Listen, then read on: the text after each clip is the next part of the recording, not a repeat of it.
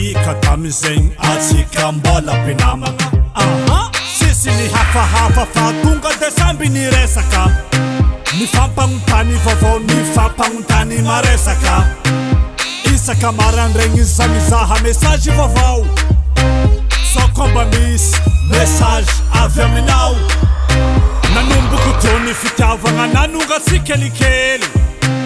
nany ny andagniny nany ny ankilany sisy voatery appel vidéo nanomboko teo nanomboko teo le déclaration ndraiky tafiaraka amy jo chérie zao aty anao zao mankaty anao zao mankafy anao chérie anao koty aza volagna ny marigny mba matokisa za yaya antena ko baka lova volagny ny marigny sakarako netoy mala tantara taty tafarafara yara malala fitavagna tsy voatana mifankatia be fitavagna tsy voarara fitiavagna tsy mibitraja zegny ediny azoko ambara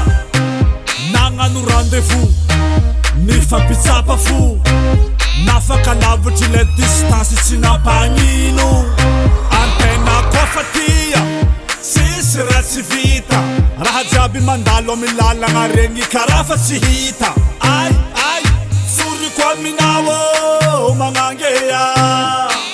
tegna tiako anao magnange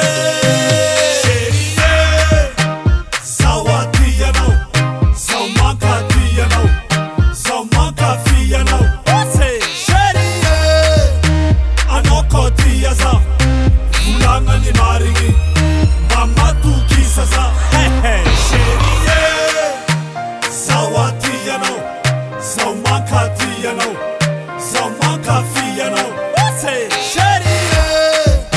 I know Kotiaza.